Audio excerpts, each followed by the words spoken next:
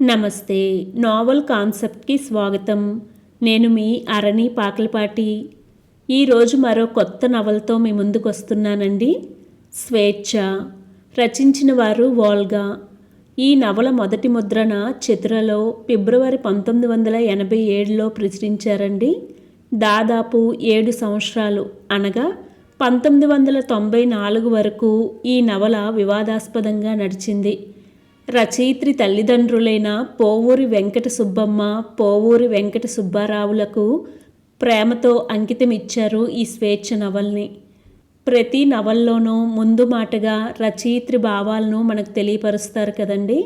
అలాగే ఈ నవల్లోని కూడా రచయిత్రి ఈ నవల పరంగా పడ్డ వేదన, సంఘర్షణ కూడా మనకు సుదీర్ఘంగా వివరించారండి. ఈ నవల చదివినప్పుడు కానీ వినినప్పుడు కానీ విశాలమైన హృదయంతో ఆలోచించేలా ఉండాలి. అప్పటి రోజుల్లో ఆడవాళ్లకు ఉండే స్వేచ్ఛ ఎట్లాంటిదో మనకు తెలిసిందే. చాలా వరకు మారిందనుకుంటున్నాం కానీ లోతుగా ఆలోచిస్తే ఏమీ మారలేదని మనకి అర్థమవుతుంది. ముందుగా సివి సుబ్బారావు గారు రచయిత్రి స్నేహితుడు తన మాటల్లో, మన జీవితాల్లోనైనా వాటి చుట్టూ ఉండే సమాజాల్లోనైనా వాటి చలన సూత్రాలను అన్వేషించడమే ఆవశ్యకత. ఆ ఆవశ్యకతను గుర్తించడమే స్వేచ్ఛ. ఆ అన్వేషణ దశలో 'స్వేచ్ఛ' నవల్లోని హీరోయిన్ జీవితంలోలా సంక్షోభము ఉంది, సంఘర్షణ ఉంది. ఆవశ్యకతను గుర్తించిన తర్వాత స్వేచ్ఛానంతర జీవితంలో సంఘర్షణే గాని సంక్షోభం ఉండే అవకాశం లేదు. ఇక రచయిత్రి మాటల్లో, స్వేచ్ఛను నవలగా ప్రచురిస్తే దానికి ముందు మాట రాయాలని ఎంతో కుతూహలపడిన ప్రియమిత్రుడు సుబ్బారావు లేకుండా 'స్వేచ్ఛ' నవల ప్రచురితమవటం నా జీవితంలో పెద్ద విషాదం. సుబ్బారావు ఉత్తరాల్లో రాసిన 4 వాక్యాలు తిరిగి రాసుకోవటం తప్ప మరేం చేయగలను? నాకు సుబ్బారావుకి మాట్లాడుకోవడానికి చాలా ఇష్టంగా ఉండే విషయం స్వేచ్ఛానంతర జీవితం. బహుశా ఇద్దరం ఆ జీవితపు ఆటుపోట్లలో పడి కొట్టుకున్న వాళ్ళం కాబట్టేమో 'స్వేచ్ఛ' నవల వచ్చాక మేమిద్దరం ఎప్పుడు కలిసినా స్వేచ్ఛానంతర జీవితం గురించి చర్చించకుండా ఉండేవాళ్ళం కాదు. తను రాసే ముందు మాటలో ఆ చర్చల సారాంశమంతా ఉంటుందని ఊరించి మాట మాత్రం చెప్పకుండా మాయమైపోయాడు. ఇప్పుడు 'స్వేచ్ఛ' నవల గురించి 4 మాటలు రాద్దామంటే ఏమీ చేతకాని దానిలా అయిపోతున్నాను. నా శక్తంతా కూడగట్టుకొని సుబ్బారావు మరణం నుంచి స్వేచ్ఛ పొందే ప్రయత్నం చెయ్యాలని గట్టిగా అనుకొని నాకు తోచిందేదో రాస్తున్నాను. 'స్వేచ్ఛ' మొదట చిత్రలో ప్రచురించబడి 7 ఏళ్లు నిండాయి. ఈ 7 ఏళ్ల కాలంలో ఇంత వివాదాస్పదమైన నవల, ఇంతగా చర్చించబడిన నవల మరొకటి రాలేదు.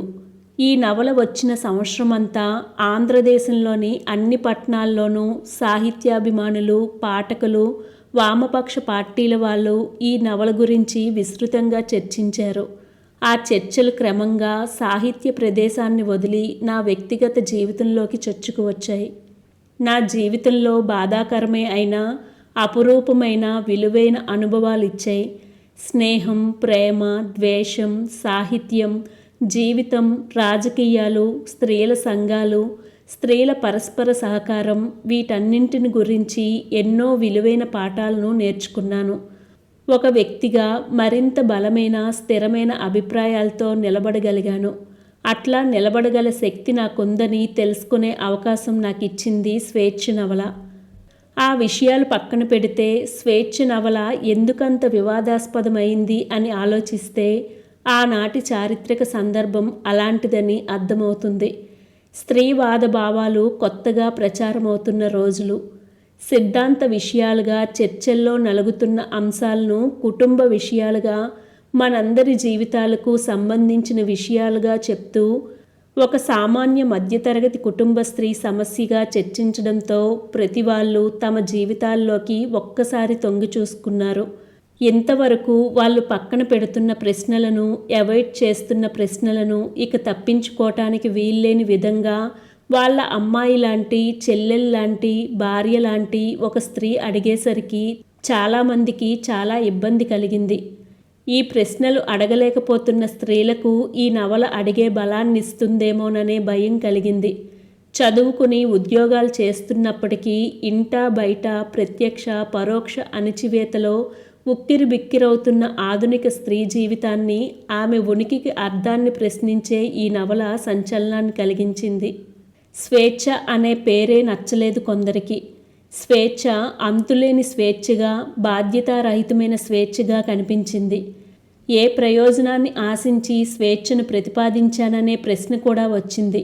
కానీ స్వేచ్ఛకు అర్థం ఏమిటని చాలామంది ఆలోచించినట్లు కనపడదు. లిబర్టీ, ఈక్వాలిటీ, ఫెటర్నిటీ అని ఫ్రెంచ్ విప్లవ నినాదం. ఈ మూడింటికి ఒక వరుస ఉంది. మూడు వేరువేరు విషయాలు. స్వేచ్ఛ, సమానత్వం అని వేరువేరుగా పిలిచిన చాలామందికి ఆ రెండింటికి తేడా లేదన్నట్లు ఆలోచిస్తారు. సమానత్వం సాధిస్తే స్వేచ్ఛ దొరుకుతుందనుకునేవారు ఉంటారు. సమానత్వం లేకుండా స్వేచ్ఛ ఉంటుంది, కానీ స్వేచ్ఛ లేకుండా సమానత్వానికి అర్థం ఉండదు. అది నిలబడదు కూడా. సమాజంలో అసమానతలను పోగొట్టి సమానత్వం సాధించాలన్నా, సమాన హక్కులు, అవకాశాలు ఉన్న మనుషులు పరస్పరం సహకరించుకుంటూ బతకాలన్నా ముందు మనిషి సాధించాల్సింది స్వేచ్ఛ. ఈ స్వేచ్ఛ ఎవరో ఒకరిచ్చేది కాదు, ఎవరి దగ్గర నుంచో సాధించుకునేది కాదు. మన అవసరాలను, మన ఉనికికి అత్యవసరమైన విషయాలను మనం గుర్తించడమే స్వేచ్ఛ. నిజానికి ఇది సాధించడమే చాలా కష్టం. మన నుండి మనకు స్వేచ్ఛ, మనకు పుట్టుక నుండి అలవాటైన భావాల నుండి, అభిప్రాయాల నుండి, ఆచారాల నుండి స్వేచ్ఛ, మనలో జీర్ణించుకుపోయిన నమ్మకాల నుండి విడుదల. సామాజిక మార్పులు అనివార్యమైనప్పుడు ప్రజల్లో ఈ స్వేచ్ఛాకాంక్ష పుట్టుకు వస్తుంది. సమాజాన్ని గురించి, సమాజంలో తన ఉనికి గురించి, తమకు సమాజానికి ఉన్న సంబంధం గురించి, ఆ సంబంధాల్లో ఉన్న అణచివేత గురించి ప్రశ్నించుకొని జవాబులకు వెతికే ప్రయత్నం చేసేవారు స్వేచ్ఛా పదగాములు. వాళ్ళ జీవితాలలో సంఘర్షణలుంటాయి, కానీ సంక్షోభాలుండవు. సంక్షోభ దశ నుండి దాటే క్రమాన్ని అరుణ జీవితం ఆధారంగా నేను ఈ నవల్లో చిత్రించాను. అరుణ నవల చివరకు సంక్షోభ దశ దాటి సంఘర్షణలో ఆనందాన్ని పొందగలిగే దశకు వచ్చింది. ఈ స్వేచ్ఛ అనే భావాన్ని అర్థం చేసుకోకుండా, జీవితంలో దానిని పొందకుండా, అనుభవించకుండా మనం చేసే పోరాటాలకు అర్థం ఉండదు. ఏ అసమానతలను రూపుమాపాలని పోరాటం చేస్తామో వాటిని ఇంకో రూపంలో తెచ్చిపెట్టే పోరాటమే అవుతుంది స్వేచ్ఛ లేకపోతే. ప్రతి మనిషి తన స్వేచ్ఛను, తాను ఎవ్వరికీ ఏ పెత్తనానికి లొంగి ఉండని స్వేచ్ఛను సాధించుకోవాలి. ఆ స్వేచ్ఛను సాధించుకునే క్రమంలో మనిషికి తన స్వేచ్ఛ ఇతరులకు అపకారం చేయకూడదనే విషయం అర్థమవుతుంది. స్వేచ్ఛలో ఉన్న బాధ్యత స్వేచ్ఛారాహిత్యంలో ఉండదు. స్వేచ్ఛానంతర జీవితంలో మనిషి తనకు తాను, సమాజానికి బాధ్యుడవుతాడు. అందువల్ల స్వేచ్ఛను సరిగ్గా అర్థం చేసుకున్న వారికి బాధ్యతారహితమైన స్వేచ్ఛ అంటూ ఉండదని, బాధ్యతారాహిత్యం అంటే దేనికో దానికి బానిసత్వం చెయ్యటమేనని తెలుస్తుంది.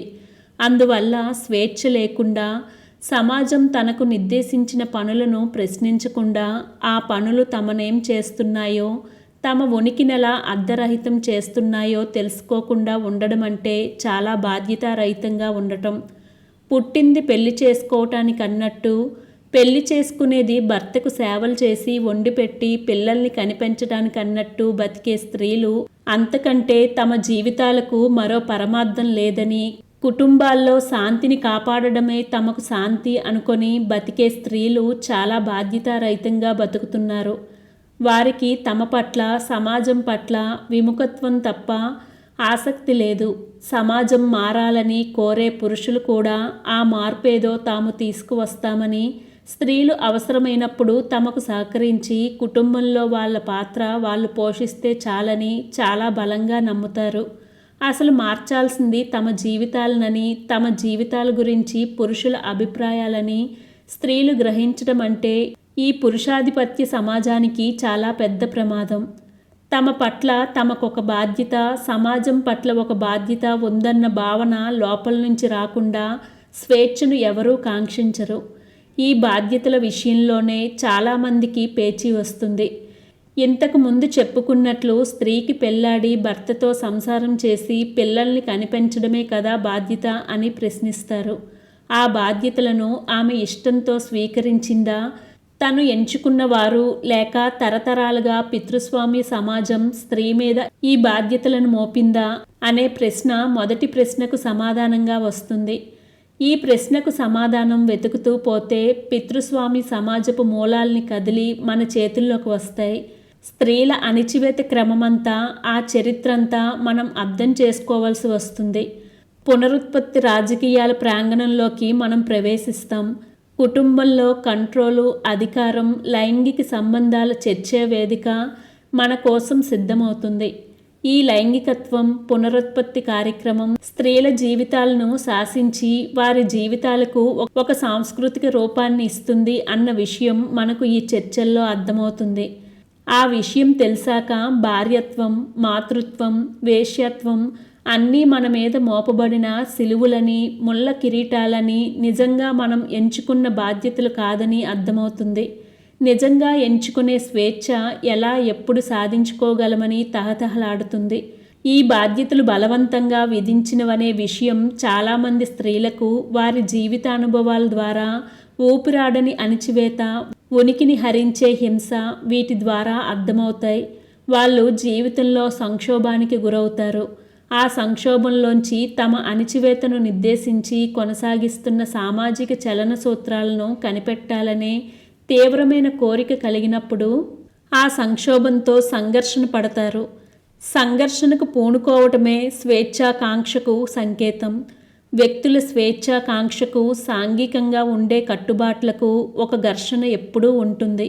స్త్రీల విషయంలో ఈ ఘర్షణ మరింత ఎక్కువ. ఈ ఘర్షణ చాలా విలువైనది. సమాజం మరింత ప్రజాస్వామికంగా మారటానికి, వ్యక్తుల జీవితాలు మరింత సుఖంగా సాగటానికి ఈ ఘర్షణ అత్యవసరం. అందరికీ ఆమోదయోగ్యమైన విధానం ఏదీ ఉండదు. వ్యక్తుల స్వేచ్ఛకు, సామాజిక బాధ్యతలని మనం అనుకునే వాటి మధ్య ఉండే ఘర్షణను రాజకీయం చేసుకోవటంలోనే స్త్రీవాదం ప్రత్యేకత ఉంది. ఈ నవలలో అరుణ ఈనాటి మధ్యతరగతికి చెందిన ఆధునిక స్త్రీ. ఈ స్త్రీలు చదువుకుంటున్నారు, రకరకాల ఉద్యోగాలు చేసి ఆర్థికంగా స్వతంత్రులు అనుకుంటున్నారు. వాళ్ళ చదువుల్లో, ఉద్యోగాల్లో వాళ్లకు వచ్చే గుర్తింపు, కొంచెం పెరిగిన వారి చోటు, స్వతంత్రంగా ఆలోచించగల బుద్ధి, దానివల్ల పెరిగిన ఆత్మగౌరవం, రకరకాల సాంఘిక సంబంధాల్లోకి వెళ్ళే అవకాశం ఇవన్నీ కలిసి వాళ్ళను ప్రభావితం చేస్తాయి. వాళ్ళ స్వభావాన్ని, జీవితం పట్ల వాళ్ళ దృక్పథాన్ని మారుస్తాయి. కుటుంబం గురించి, అందులోని అధికారం గురించి సంప్రదాయ భావాలకు తలవంచక కొత్త ఆలోచనలు చేస్తారు. సాంస్కృతికంగా తమ మీద రుద్దబడిన భావజాలాన్ని ప్రశ్నించడం ప్రారంభమవుతుంది. ఎప్పుడైతే అమలులో ఉన్న భావజాలాన్ని ప్రశ్నించారో అప్పుడు వ్యక్తిగత స్థాయిలోనూ, సామాజిక స్థాయిలోనూ ఘర్షణ మొదలవుతుంది. ఇంట్లో విధేయంగా, అణిగిమణిగి పరాధీనగా ఉన్న స్త్రీ ఉద్యోగంలో ధైర్యంగా, నైపుణ్యం గలదానిగా, పట్టుదలతో లక్ష్యం సాధించేదానిలా, తెలివితో, బాధ్యతతో ప్రవర్తించాలి. ఉద్యోగంలో, సమాజంలో ఇంత తెలివిగా, బాధ్యతగా ప్రవర్తించడం నేర్చుకున్న స్త్రీ ఆ తెలివిని, బాధ్యతను ఇంటికి కూడా తీసుకువస్తుంది. ధైర్యంగా ప్రశ్నిస్తుంది కుటుంబ పెద్దలను. దానితో వస్తుంది పేచి. దాదాపు 50 సంవత్సరాలుగా సాంఘిక జీవితంలోకి, ఉద్యోగ వ్యవహార రంగాల్లోకి స్త్రీలు రావడం రోజురోజుకి పెరుగుతుంది. స్త్రీల మీద అనేక కొత్త విధులు, పనులు వచ్చి పడుతున్నాయి. పాతవి మాత్రం ఒక్కటి కూడా వదిలిపోవటం లేదు. ఈ మొత్తం బరువుతో ఉక్కిరి బిక్కిరవుతున్న స్త్రీలు ఆ బరువును దించుకునే మార్గాల కోసం వెతుకుతున్నారు. తమని తాము పోషించుకొని రక్షించుకోగలమనుకున్న స్త్రీలు దృష్టిని తమ మీద నుంచి సమాజం మీదకు మళ్లిస్తున్నారు. ఇట్లాంటి కొత్త స్త్రీలు పడే క్షోభను, ఎదుర్కొనే సమస్యలను కొంతవరకు పట్టుకోగలిగింది స్వేచ్ఛా నవల. అరుణ చిన్నతనం నుంచి తను అణిచివేతకు గురవుతున్నానని గుర్తించింది. ఆ అణిచివేత నుండి బయటపడే ప్రయత్నాలు చేసింది. ఆ ప్రయత్నాలు ఒకసారి మళ్ళీ ఆమెను అణిచివేత చట్రంలోకే తీసుకొచ్చి పడేశాయి. తండ్రి, మేనత్తల ఆంక్షలు పోతే, తనకు ఆర్థిక స్వాతంత్రం ఉంటే తన జీవితం హాయిగా సాగుతుందని మొదట అనుకుంది. ఆ రెండూ సాధించింది. ప్రకాశాన్ని పెళ్లాడడం ద్వారా స్వేచ్ఛ పొందాననుకున్న ఆమె భ్రమలు 2 నెలల్లోనే వదిలిపోయాయి. ఆమె గర్భవతి అయితే అబార్షన్ చేయించుకోవాలంటే వీలు కాదన్నాడు ప్రకాశం. వీలు కాదని అనటంలో అతను చూపిన అధికారం అరుణను చాలా కలవరపరిచింది. తను ఉద్యోగం చేసినా, బయటి ప్రపంచంతో సంబంధాలలో ఉన్నా తన ప్రధాన కర్తవ్యం మాతృత్వమేనని అరుణకు తెలిసి వచ్చింది. అలాగే తన సంపాదన మీద తనకు అధికారం లేదని, తనకు కుటుంబం నుంచి విడిగా ఒక వ్యక్తిగా సమాజంతో ప్రత్యక్ష సంబంధంలోకి వెళ్ళే వీలు కూడా లేదని తెలుస్తుంది. ఈ విషయాలేమీ లేకపోతే, వీటిని పట్టించుకోకపోతే జీతం తెచ్చి భర్తకిచ్చి పిల్లల్ని కని వారిని చదివించుకుంటూ ఇంట్లో ఎవ్వరికీ ఏ లోటు లేకుండా చేస్తే ఆమె జీవితం శాంతిగా సాగిపోయేదే. ప్రకాశం చాలా మంచి మగవాడు అయ్యేవాడే. ఎప్పుడైతే అరుణ తనో ప్రత్యేక వ్యక్తినని, తనకు కొన్ని అభిరుచులు, ఆసక్తులు, శక్తులు ఉన్నాయని, తనను తాను నిరూపించుకోవాలనే కోరిక ఉందని గ్రహించిందో, వ్యక్తిగా తన మనుగడకు అవి అత్యంత అవసరమని గ్రహించిందో అప్పుడు ఆమె కుటుంబంలో శాంతి లోపించింది. ఇక్కడ మనకు 2 విషయాలు అర్థమవుతున్నాయి. ఒకటి, కుటుంబం వ్యక్తిగా స్త్రీకుండే చోటును లేకుండా చేస్తుంది. రెండవది, అట్లా చేసి ఆమెను వ్యక్తిగా సంహరించటం వల్ల మాత్రమే తను శాంతిగా స్థిరంగా ఉండగలుగుతుంది. మళ్ళీ మళ్ళీ ఇదే సంహార క్రియను కొనసాగిస్తూ బలంగా స్థిరపడుతుంది కుటుంబం. కొంతవరకు ఇది గ్రహించిన అరుణ కుటుంబాన్ని వదిలి వచ్చింది. ఇట్లా ఒక మామూలు మధ్యతరగతి స్త్రీ అతి మామూలు విషయాలకు, అన్ని కుటుంబాల్లో సర్వసాధారణంగా జరిగే విషయాలకు, ప్రత్యేకంగా కనిపించినట్లు కనిపించని హింసను, అందరికీ మామూలైపోయి న్యాయబద్ధంగా, ధర్మబద్ధంగా అనిపించే హింసను పైకి తీసి పెద్ద విషయాలుగా చూపించడంతో చాలామంది భరించలేకపోయారు. ప్రకాశం వంటి మంచి భర్తనే వద్దనుకుంటే మరి తమ సంగతేమిటని అంతరాంతరాల్లో అందరినీ వేధించింది. ఇట్లా సమాజంతో సంబంధం కావాలని కుటుంబాలను వదిలితే కుటుంబ వ్యవస్థ ఏం కావాలని గగ్గోలు పడిపోయారు. అరుణ కుటుంబాన్ని వదిలి ఊరుకోలేదు. సమాజంలో చైతన్యం తీసుకురావడం కోసం పనిచేస్తున్న సంఘాలు ఆడవాళ్ళ పట్ల ప్రవర్తించే తీరును కూడా ప్రశ్నించింది. తనకు వ్యక్తిగా కాక ఒకరి భార్యగా మాత్రమే చూసి ఆ భార్యత్వమే తనకు ముఖ్యమని చెప్పబోయిన సంఘాన్ని కూడా వదిలేసింది. ఈ సంఘటన రాజకీయ పార్టీల వారి గొంతుకడ్డం పడింది. ఎందుకంటే వామపక్ష రాజకీయ పార్టీల్లో కూడా స్త్రీ స్థానం చర్చనీయాంశమే. విప్లవోద్యమాలలో, విప్లవ సంఘాలలో పనిచేసిన స్త్రీలకు ఆయా ఉద్యమాలలో కూడా అధికారాలు, పెత్తనాలు, ప్రతికూలతలే ఎదురయ్యాయి. స్త్రీలు మంచివారిగా, కుటుంబ స్త్రీలుగా మాత్రమే తమ సంఘాల్లోకి వచ్చి పనిచేయాలని, తమ సంఘాల పరువు కాపాడాలని, కుటుంబ గౌరవం కాపాడాలని, ఇట్లా స్త్రీల గురించి రాజకీయ పార్టీలు మరో రాజకీయ కుటుంబ భావజాలాన్ని తయారు చేసుకున్నాయి. ఆ ధోరణిని ఎత్తి చూపి విమర్శించిన నవలగా స్వేచ్ఛ వారికి కంటకప్రాయమైంది. అరుణ తను పనిచేస్తున్న సంఘాన్నించి బయటికి వచ్చేసింది కాబట్టి వ్యక్తివాది అని, ఈ నవల వ్యక్తివాదాన్ని ప్రోత్సహిస్తుందని అనేసి తమ భారాన్ని దించుకో చూశారు 10 సంఘాలు, పార్టీలు మారినవారు కూడా. తాము పార్టీల నుంచి, సంఘాల నుంచి బయటికి వస్తే అది సిద్ధాంత విభేదాల వలనని, అరుణ అతి చిన్న వ్యక్తిగత విషయానికి వచ్చేసిందనే వారికి వ్యక్తిగతం కూడా రాజకీయమేనని, రాజకీయ సిద్ధాంతాన్ని అర్థం చేసుకోమని చెప్పటమే ఈ నవల ఉద్దేశమని మళ్ళీ గుర్తు చేస్తున్నా. అరుణ కూడా తనలాగే తనకు నచ్చని సంఘం నుంచి వచ్చిందని, స్త్రీలకు కూడా అధికారం చోటు ఉండే సంఘాన్ని నిర్మించే ఆలోచన ఆమెకు కలిగిందనే విషయాన్ని బొత్తిగా గమనించరు. గమనిస్తే తమ తప్పులు ఒప్పుకోవాలి. ఈ 7 ఏళ్లుగా రాజకీయ పార్టీల్లో స్త్రీల స్థితిని గురించి, స్వేచ్ఛ నవల రేకెత్తించిన ప్రశ్నల గురించి చర్చలు జరుగుతూనే ఉన్నాయంటే ఈ ప్రశ్నలు వాస్తవమేనని విషయం ఇప్పటికైనా అందరూ గుర్తిస్తారని నమ్ముతున్నాను. మొత్తానికి కుటుంబాల్లో, రాజకీయాల్లో స్త్రీల అనుభవాలను స్త్రీల దృష్టి నుంచి చెప్పి ఆ అనుభవాల సారాంశాన్ని కొత్త పద్ధతిలో అర్థం చేసుకోవాలని సూచించడం ఈ నవలలో బలం. పురుషాధిపత్యాన్ని సమర్థించే వారికి నచ్చని అంశం కూడా అదే. ఈ నవలల్లో ఉమ పాత్ర పెళ్లి వద్దనుకొని తను ప్రేమించిన యువకుడితో కొత్త పద్ధతిలో జీవితం గడిపే పాత్ర. నిజానికి పెళ్లిలో స్వతంత్రం పోతుందనుకొని పెళ్లి వద్దనుకున్న పాత్రలు తెలుగు సాహిత్యానికి కొత్త కాదు. కొడవటిగంటి కుటుంబరావు గారి నవలలు నీకేం కావాలిలో కస్తూరి, ఎండమావులలో సుందరం ఇలాంటి వాళ్ళే. అయితే ఆ పాత్రలు కుటుంబ జీవనానికి వెలుపల ఉన్న పాత్రలు, వేశ్యా వృత్తి నుండి వచ్చిన పాత్రలు. అందువల్ల ఆ అభిప్రాయాలు ఎవ్వరినీ పెద్దగా కలవరపెట్టలేదు. వేశ్య పెళ్లి చేసుకోకపోతేనే కుటుంబ వ్యవస్థకు భద్రత కదా. కానీ కస్తూరిని, సుందరంను ఆదర్శంగా తీసుకొని కుటుంబ స్త్రీలు కూడా పెళ్లి లేకుండా మగవాళ్ళతో సంబంధంలో ఉండటానికి సిద్ధపడ్డవారని కొడవటిగంటిని అభిమానించే పాఠకులు ఊహించి ఉండరు. ఉమలాంటి మంచి కుటుంబం నుంచి వచ్చిన అమ్మాయి, విద్యాధికురాలు పెళ్లి వద్దని, నచ్చిన వాడితో ప్రేమ జీవితం తప్ప కుటుంబం వద్దనుకోవటం చాలా కల్లోలాన్ని రేపింది. పిల్లల సంగతేమిటనే ప్రశ్న వచ్చింది. ఆ ప్రశ్న స్వేచ్ఛ నవల నుండి ప్రయోగం కథ వరకు వేధిస్తూ వస్తూనే ఉంది. మగవాడిని ఒక ఇంట్లో కట్టేయకపోతే ఇక్కడ ఈమెకు పిల్లల్ని కని, ఇంకో చోట ఇంకొకరికి కని, ఇలా పిల్లల్ని కంటూ పోతే ఆ ఆడవాళ్ళంతా అతని పిల్లల్ని పెంచాలా అనే చౌకబారు ప్రశ్నలు కూడా వచ్చాయి. ఇలాంటి మగవాళ్ళు అమాయకులైన ఆడవాళ్ళని ఇలా అవస్థల్లో పడేస్తూనే ఉన్నారు అనేది ఒక విషయమైతే, అవకాశం వస్తే ప్రతి మగవాడు ఇంత హీనంగానే ప్రవర్తిస్తాడని అనుకునే వీళ్ళు స్త్రీవాదులను పురుషద్వేషులనటం రెండో విషయం. నిజానికి ఈ ప్రశ్నలు అడగాల్సింది అట్లాంటి పురుషుల్ని.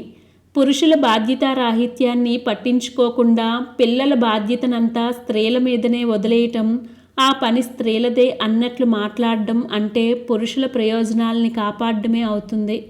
విద్యాధికురాలై పెళ్లి వద్దనుకొని తన జీవితం గురించి తనే నిర్ణయాలు తీసుకునే స్వతంత్ర స్త్రీ, బాధ్యత గుర్తించిన స్త్రీ తను ఎవరితో సంబంధంలోకి వెళ్ళబోతుందో ఆ పురుషుడిని అన్ని విధాలా గమనించి అర్థం చేసుకొని మాత్రమే అతనితో సంబంధంలోకి వెళ్తుంది. ఆమెకు తెలివి, పిల్లల బాధ్యత గురించి మగవాళ్ళను అడిగే ధైర్యం, వారికి సమానంగా బాధ్యతలు పంచే చొరవ ఉంటాయి. అమాయకంగా పురుషుల మాయమాటలకు, పెళ్లి చేసుకుంటానన్న కపట వాగ్దానాలకు, పెళ్లాడి పిల్లల్ని కని వారిని పట్టించుకొని వంచనకు బలైపోతున్న స్త్రీలకు చాలా బాధ్యతగా తమ జీవితాల గురించి ఆలోచించుకొని, ఎంచుకొని అవతలి పురుషుణ్ణి అంచనా వేసి అప్పుడు మాత్రమే పిల్లల్ని కనాలనే స్త్రీలకు తేడా చూడకుండా స్త్రీలంటే మోసపోయే తెలివిహీనులుగానే పరిగణించి మాట్లాడతారు. పిల్లల్ని కనటం ఎంత బాధ్యతో, వాళ్ళను పెంచటానికి ఎంత సమయం వెచ్చించాలో తెలియకుండా, అసలు పిల్లల్ని కనటం గురించి ఏమీ తెలియకుండా తల్లులయ్యే స్త్రీల గురించి బాధపడాలి, భయపడాలి. కానీ బాధ్యతతో ఆ పని ఆలోచించి చేస్తామనే స్త్రీల గురించి, ఆ పద్ధతి గురించి భయపడడం ఎందుకో అర్థం కావడం లేదు. అమాయకులైన స్త్రీలు కూడా ఇలాంటి తెలివి, శక్తియుక్తులు తెచ్చుకొని తమ జీవిత గమనాన్ని తామే నిర్దేశించుకునే చైతన్యం పొందాలని ఈ విమర్శకులు కోరుకోరా? అమాయకంగా మోసపోయే స్త్రీల బాధల్ని హృదయ విదారకంగా రాయటం వల్ల ఒక రకమైన ప్రయోజనం నెరవేరితే, ఉమ వంటి పాత్రల్ని సృష్టించడం వల్ల మరో రకమైన ప్రయోజనం నెరవేరుతుంది. ఒక కొత్త ఆలోచన వినగానే కలిగే సహజమైన భయం తప్ప ఈ విమర్శలకు మరో ఆధారం లేదు. నిజానికి ఇలాంటి విమర్శలు, చర్చలు చాలా వరకు అకడమిక్ చర్చలే. ఈ సమాజపు కట్టుబాట్లు తమ అభివృద్ధికి ఆటంకమని గ్రహించి సమాజం సృష్టించిన నమూనాలో ఇమడలేక సంఘర్షణ పడే స్త్రీలు ఎప్పుడూ ఉంటారు. వాళ్ళు కొత్త భావాలను, కొత్త ఆచరణను అకడమిక్ చర్చల పరిధులకు అవతల సృష్టిస్తూనే ఉంటారు. మన జీవిత పరిస్థితుల గురించి సరైన జ్ఞానం నుంచే మనం జీవించే శక్తిని, మన జీవన సరళికి హేతువులను సంపాదించుకోవాలి. అట్లాంటి జ్ఞానాన్ని సంపాదించుకోవాలనే స్త్రీలకు తమ జీవిత పరిస్థితులను అర్థం చేసుకోవటంలో ఏ కొంచెం సహాయపడినా ఈ నవల ప్రయోజనం నెరవేరినట్లే. ఈ నవల అరుణకు కానీ, ఉమకు కానీ, అటువంటి స్త్రీలకు కానీ ఏ పరిష్కారాన్ని అందించింది అనేది చాలామంది అడిగే మరో ప్రశ్న. అసలు రచయితలను సమస్యలకు పరిష్కారాలు, అందులోనూ సరైన, కరెక్ట్ అయిన, ఏ పొరపాటు లేని పెర్ఫెక్ట్ పరిష్కారాలు అడగటం, వాటి కోసం రచనల్లో వెతకటం చాలా తెలివి తక్కువతనం. అట్లా వెతకొద్దని కొడవటిగంటి కుటుంబరావు గారు ఎన్నడో చెప్పారు. తన సాహిత్య ప్రయోజనం వ్యాసాలలో. అదట్లా ఉంచి స్త్రీల సమస్యలుగా కనపడే పునరుత్పత్తి రాజకీయాలు లేవదీసే ప్రశ్నలకు వ్యక్తిగత స్థాయిలో సమాధానాలు పరిష్కారాలు చెప్పలేం. ఒక వ్యక్తి తన సమస్యను చాలా సమర్థతతోనో తెలివిగానో పరిష్కరించుకున్నట్లు రాసినంత మాత్రాన అది నిజమైన పరిష్కారం, అందరికీ వర్తించే మార్గం అవ్వదు. స్త్రీ స్వేచ్ఛ గురించి, లైంగిక పునరుత్పత్తి హక్కులను గురించి రాసే రచయిత చేయగలిగిందేమిటంటే ఇంతవరకు వ్యక్తిగతమైన విషయాలు, ప్రైవేటు విషయాలు అనుకుంటున్న వాటిని బయటికి తీసి సాంఘిక విషయాలుగా నిరూపించి సాంఘిక పరిష్కారాల కోసం వెదకమని సూచించటం. ఆ పని సమర్థవంతంగా చేయటంలోనే నేటి స్త్రీవాద రచయితల విజయం, బలం కనిపిస్తాయి. స్వేచ్ఛ నవల అలాంటి ప్రయత్నమే. విన్నారు కదండి, రచయిత్రి చాలా సుదీర్ఘమైన వివరణ ఇచ్చారు. ఈ నవల నిజంగానే విశాలమైన హృదయంతో, మైండ్ సెట్తో ఆలోచించాలండి. ఈ నవల్లోని అంశాలు చాలా వరకు రెక్టిఫై అయ్యాయని అనిపిస్తుంది, కానీ ఇంకా ఉన్నాయండి. నవల గురించి రచయిత్రి చాలా వరకు ఈ ఇంట్రొడక్షన్లోనే చెప్పేశారండి. కానీ అవి ఏమిటి, ఆ ఇబ్బందులు ఏమిటి, ఎందువల్ల భార్యాభర్తలు విడిపోయారు అన్నది మాత్రం కథ ద్వారానే తెలుస్తుందండి. సో అందరికీ నచ్చుతుందని అనుకుంటున్నాను. సరేనండి, అసలు కథతో మీ ముందుకు వస్తాను. నచ్చినట్లయితే లైక్ చేయండి, షేర్ చేయండి, సబ్స్క్రైబ్ చేయండి. కథను వింటారని నేను కోరుకుంటున్నాను. Thank you.